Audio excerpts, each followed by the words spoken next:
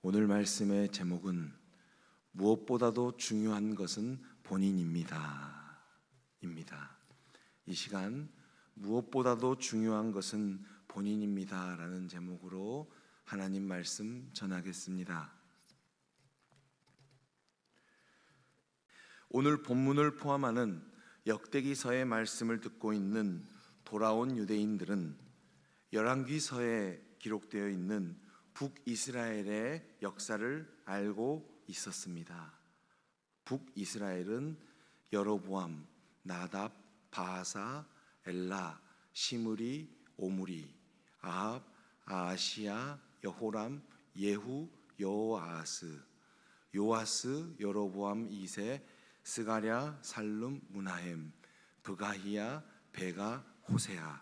이게 열왕기서에 기록되어 있는 북이스라엘의 왕의 연대기입니다. 이것에 대하여 남유다 돌아온 유대인들은 알고 있었습니다.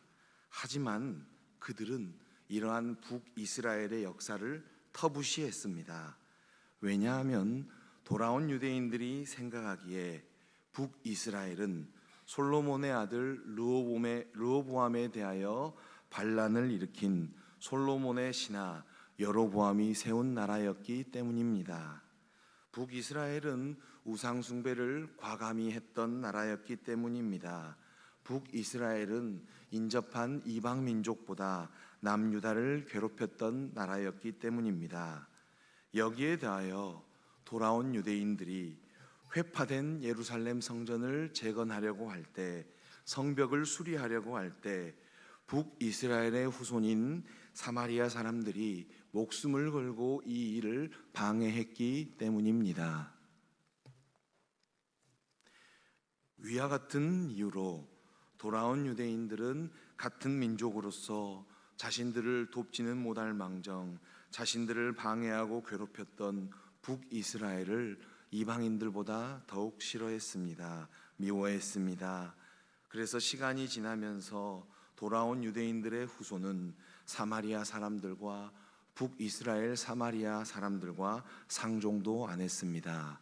이러한 역사적 맥락에서 사마리아 수가라는 동네에서 물을 달라고 요구하는 유대인 예수님께 여인이 다음 말씀과 같이 고백할 수 있었습니다. 요한복음 4장 9절 말씀에 이 내용이 나와 있는데요. 우리 한 목소리로 다 같이 읽겠습니다. 사마리아 여자가 이르되 당신은 유대인으로서 어찌하여 사마리아 여자인 나에게 물을 달라 하나이까 하니 이는 유대인이 사마리아인과 상종하지 아니함이러라. 아멘. 그런데 돌아온 유대인들이 자신들의 역사를 회고할 때 북이스라엘만큼, 아니 북이스라엘보다 더 미워한 왕이 있었는데요. 그 왕의 이름은 바로 므낫세와 아몬이었습니다. 바로 오늘 본문 말씀이 히스기야 왕의 아들 므낫세 왕과 그의 아들 아몬에 대하여 기록되어 있습니다. 본문 말씀을 포함하는 역대하에서는 히스기야 왕의 일대기에 대해서는 성경 4장이나 할애하고 있습니다. 하지만 그의 후손 므낫세와 아몬에 대하여서는 한 장으로 끝냅니다. 그들의 삶은 히스기야 왕과는 정반대였기 때문이지 않았나 합니다. 그렇다면 므낫세 왕과 아몬 왕은 어떠한 삶을 살았을까요? 먼저 므낫세 왕을 살펴보겠습니다. 그는 12세 남유다의 왕위에 올랐으며 55년간 예루살렘에서 남유다를 다스렸습니다. 열왕기하 21장에는 그의 어머니의 이름이 기록되어 있는데요. 그녀의 이름은 헵시바였습니다. 므낫세 왕은 자신의 아버지 히스기야 왕이 제거한 우상 숭배의 풍습을 되살렸습니다. 심지어 다윗 언약의 대상인 성전 안에까지 우상 숭배를 위한 제단을 만들었습니다. 이 내용이 오늘 본문 4절과 5절에 기록되어 있는데요. 오늘 본문 역대하 33장 4절과 5절 말씀 우리 한 목소리로 읽겠습니다. 여호와께서 전에 이르시기를 내가 내 이름을 예루살렘에 영원히 두리라 하신 여호와의 전에 제단들을 쌓고 또 여호와의 전 두 마당에 하늘의 1월 성신을 위하여 제단들을 쌓고. 아멘.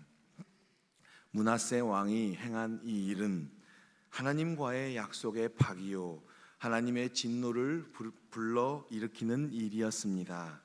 이 일은 남유다를 멸망에 준하는 하나님의 징계로 이끄는 일이었기 때문에 왕으로서는 반드시 피해야 될 일이었습니다. 그러나 므낫세 왕은 이에 아랑곳하지 않고 남유다를 더욱더 구렁텅이로 빠뜨렸습니다.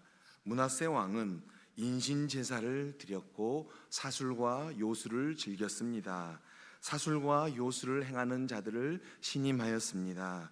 문제는 이러한 므낫세 왕의 치세가 55년간 이어졌다는 것입니다. 악한 왕의 장기 집권은 남유다에게는 저주였습니다. 왜냐하면 남유다 백성들 역시 우상 숭배에 물들었기 때문입니다.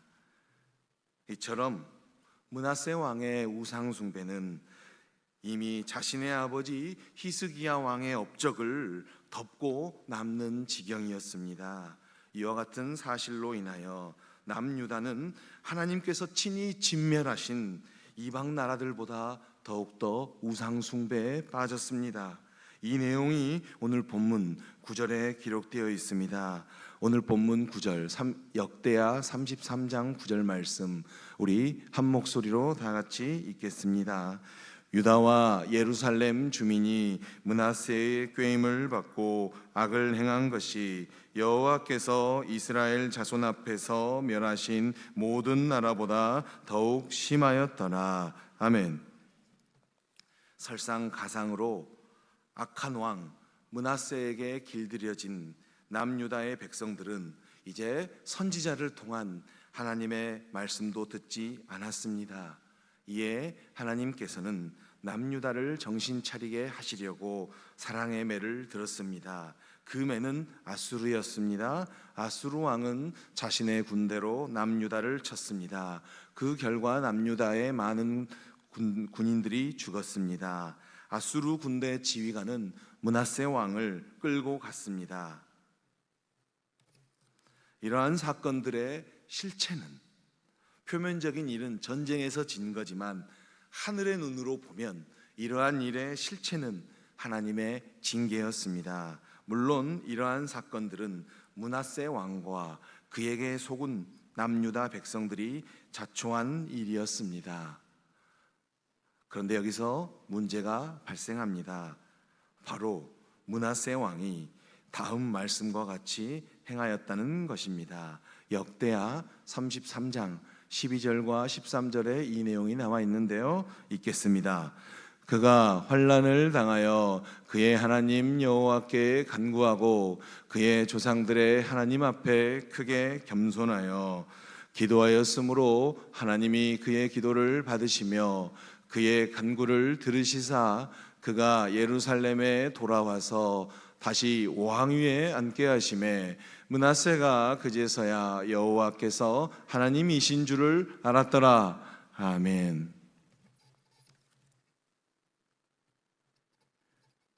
므낫세 왕은 참으로 뻔뻔한 왕이었습니다.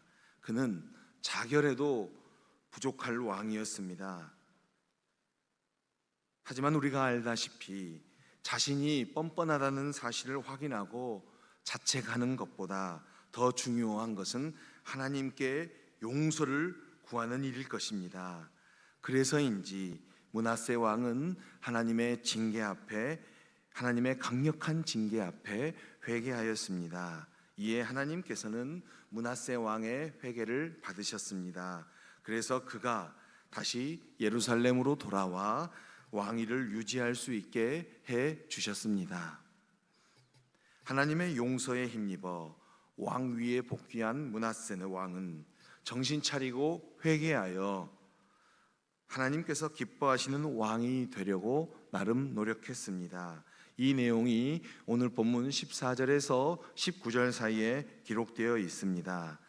하지만 그가 이미 저지른 죄가 너무 커서인지 그 노력은 역부족이었습니다. 다음은 아몬 왕에 대하여 살펴보겠습니다. 므낫세 왕의 아들 아몬 왕 역시 20세에 왕위에 올랐습니다. 그의 어머니는 무슬레멧이었습니다. 그는 2년 동안 남유다를 다스렸습니다. 아몬 왕은 자신의 아버지 므낫세처럼 여호와 하나님 보시기에 악을 행하였습니다. 그는 겸손하지 못하였습니다. 이에 그의 신하가 반역하여 아몬 왕을 왕궁에서 죽였습니다. 물론 그 반역자 역시 백성들이 처단하였습니다. 그렇다면 지금까지 살핀 므낫세 왕과 아몬 왕이 보여주는 삶의 메시지는 무엇일까요? 그 메시지는 무엇보다도 중요한 것은 본인입니다. 인 것입니다. 그래서 오늘 말씀의 제목이 무엇보다도 중요한 것은 본인입니다. 인 것입니다.